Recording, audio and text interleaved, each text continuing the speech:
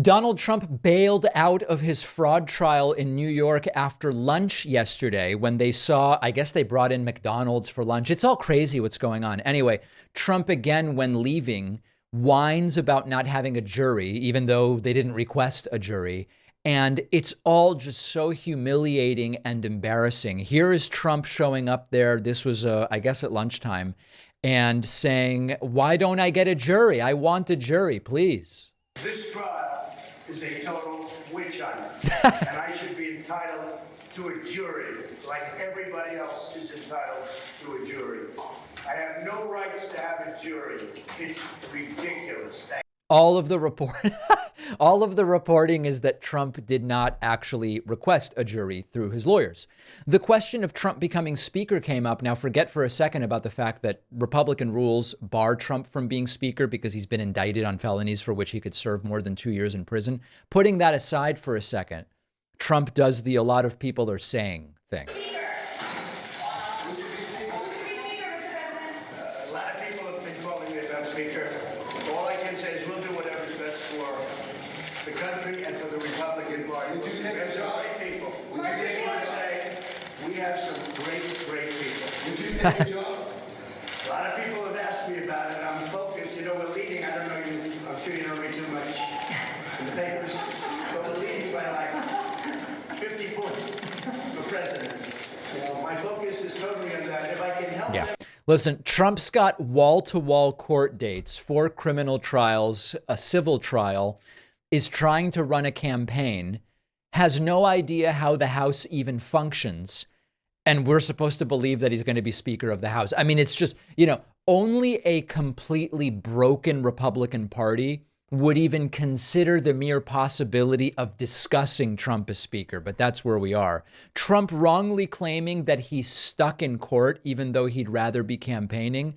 Remember, Trump actually doesn't have to be there. He could be wherever he wants. You saw it today with the kind of cash I have and the kind of success we've had. But I'm a private company. I was never going to reveal this kind of stuff, but now it comes out. It comes out because a corrupt attorney general sued me for fraud. And then they found out they had no case. And they have no case. And today, if you read the New York law journals, they basically say they have no case against Trump. But I'm here, stuck here, and I can't campaign. I'd rather be right now in Iowa. I'd rather be in New Hampshire, or South Carolina, or Ohio, or a lot of other places, but I'm stuck here. Now, remember, Trump isn't stuck there, and he actually left after lunch. He's actually not required to be there. I guess if he testifies, he has to be there, but he's not testifying for the time being. He doesn't have to be there. Trump's there for 3 reasons, I would say. Number one, to attempt to intimidate witnesses and the judge and prosecutors, which has not been working well at all. Number two, to try to spread lies about what's happening in the courtroom, to rally his base, to fundraise, to grift, which to some degree is working. And then number three, he's probably there also to try to micromanage his lawyers who, I mean, listen, I can't say whether it's working or not, but Trump reportedly passing notes to his lawyers angrily yesterday in court and whatever. Here's one last clip, just more complaining and whining from Trump. This trial is a disgrace. Never happened. A thing like this has never happened before. I just simply, I put in financial statements with a disclaimer. In other words, don't even bother reading them. To the banks. What I'm giving you is so wrong, you shouldn't even look at it, he said in the documents. I borrowed money on, very under leverage, borrowed money on. All right, so we don't need to listen to more of it. It's the same sort of complaining that we've heard from Trump. He doesn't have to be there. He chose to be there. He left at lunch. And then the final element of this is Trump going online and then complaining about everything. People in my audience who sometimes struggle with sleep. You know, you've got those habit-forming prescription medications, which sometimes have side effects. You've got your herbal remedies that often do nothing.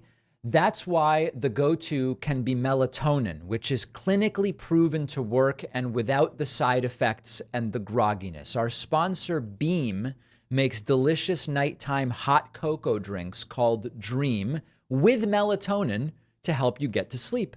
Melatonin can also help correct circadian rhythm disturbances to get your schedule back on track. Like, for example, if you have jet lag, Beam's Dream Hot Cocoa with melatonin comes in great tasting flavors like mint chocolate chip, chocolate peanut butter, sea salt caramel, or caramel. Come on. No sugar added, sweetened with monk fruit, only 15 calories per serving. My favorite is cinnamon cocoa. I'll just be upfront. It's great to have before bed sometimes. It's hot, very flavorful, but not overly sweet. It's just a soothing way to wind down like an hour before going to bed. For a limited time, you'll get up to 40% off when you go to shopbeam.com/Pacman and use the code Pacman at checkout. The link is down below.